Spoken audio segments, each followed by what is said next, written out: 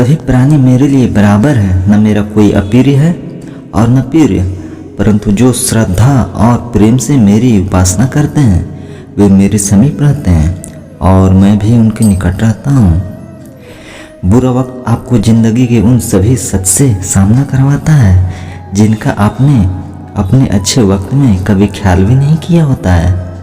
जब जल गंदा हो तो उसे हिलाते नहीं बल्कि शांत छोड़ देते हैं, जिससे गंदगी अपने आप नीचे बैठ जाती है। इसी प्रकार जीवन में परेशानी आने पर बेचैन होने के बजाय शांत रहकर विचार करें, हल जरूर निकलेगा। जो व्यक्ति अपने पर आश्रित लोगों के सुख का ध्यान नहीं रखता है और सिर्फ अपने सुख के बारे में सोचता है, ऐसे व्यक्ति को कोई पसंद नहीं करता है। जीवन में कभी भी किसी से अपनी तुलना मत कीजिए। आप जैसे हैं सर्वश्रेष्ठ हैं। आत्ममंथन करके स्वयं को पहचाने, क्योंकि जब स्वयं को पहचानोगे तभी क्षमता का आकलन कर पाओगे। ज्ञान रूपी तलवार से अज्ञान को काटकर अलग कर देना चाहिए। जब व्यक्ति अपनी क्षमता का आकलन कर लेता है तभी उसका उद्धार हो पाता है। सच एक सर्जरी की तरह है, थोड़ा दर्द देता है लेकिन राहत मिलती है। झूठ एक पेन किलर की तरह है जो आपको अस्थायी राहत जरूर देता है लेकिन साइड इफेक्ट जीवन भर के लिए होता है। क्रोध से भ्रम पैदा होता है, भ्रम से बुद्धि व्यग्र होती है। जब बुद्धि व्यग्र होती है तब तर्क नष्ट हो जाता है। जब तर्क नष्ट हो जाता है तो व्यक्ति का पतन हो जाता है। हर अवसर और हर परिस्थिति में जो भी अपना कर्तव्य दिखाई दे उसे ही अपना धर्म समझकर पूरा करना चाहिए। जन्म लेने वाले के लिए मृत्यु उतनी ही निश्चित है जितना कि मृत होने वाले के लिए जन्म लेना। इसलिए जो अपरिहार्य है उस पर शोक मत करो।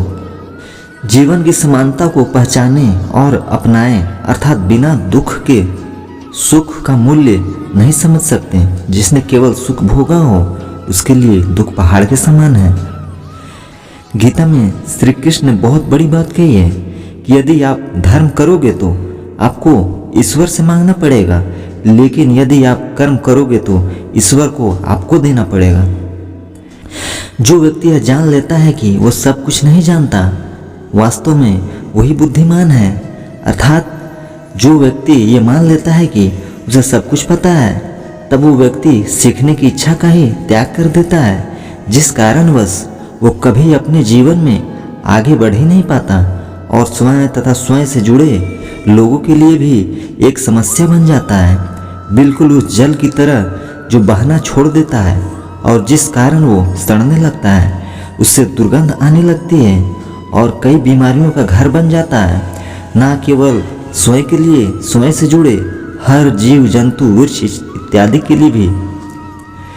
प्यार केवल प्रेमियों के लिए ही नहीं होता, यह उन दोस्तों के लिए भी होता है जो प्रेमियों की तुलना में एक दूसरे से बेहतर प्यार करते हैं। एक वास्तविक मित्र को खोजना बहुत कठिन है, उसे छोड़ना मुश्किल है और भूलना तो असंभव है।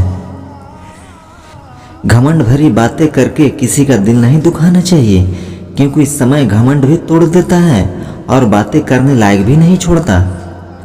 झुकने का अर्थ यह कदापि नहीं होता कि आपने अपना सम्मान खो दिया है। हर कीमती वस्तु को उठाने के लिए झुकना पड़ता है। प्रभु एवं बुजुर्गों का आशीर्वाद भी इनमें से एक है। यह सच बात है कि भूल करके इंसान कुछ सीखता है, परंतु इसका यह मतलब नहीं कि वह जीवन भर भूल करता रहे और कहे कि हम सीख रहे हैं। मन को इतना मजबूत बनाओ कि किसी के किसी भी प्रकार के व्यवहार से मन की शांति भंग ना हो पाए। जीवन सिक्के के दो पहलुओं की तरह होता है, कभी दुख तो कभी सुख। जब सुख हो तो घमंड ना करें और जब दुख हो तो थोड़ा सब्र अवश्य करें।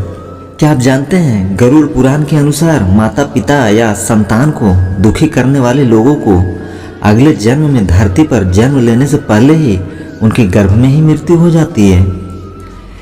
क्या आप जानते हैं, सुख सागर के अनुसार सृष्टि की वृद्धि के लिए ब्रह्मा जी ने अपने शरीर को दो भागों में बांट लिया था। इन्हीं दो भागों में से एक पुरुष तथा एक स्त्री की उत्पत्ति हुई। पुरुष का नाम स्वयंभू मनु और स्त्री का नाम शत्रुपा था। इन्हीं प्रथम पुरुष और प्रथम स्त्री की संतानों से संसार के समस्त जनों की उत्पत्ति हुई है।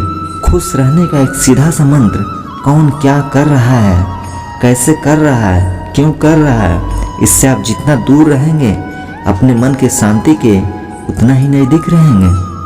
क्या आप जानते हैं श्री कृष्ण के मुख से भगवान गीता केवल अर्जुन ने ही नहीं बल्कि हनुमान जी और संजय ने भी सुनी थी। जब श्री कृष्ण अर्जुन को गीता का उपदेश सुना रहे थे उस समय हनुमान जी रथ के ध्वज पर मौजूद थे और संजय अपनी दिव्य दृष्टि से गीता सुन रहे थे। तो दोस्तों आज का वीडियो इतना ही, मिलते हैं एक और वीडियो में, तब तक अपना ख्याल रखिएगा। जय श्री कृष्ण।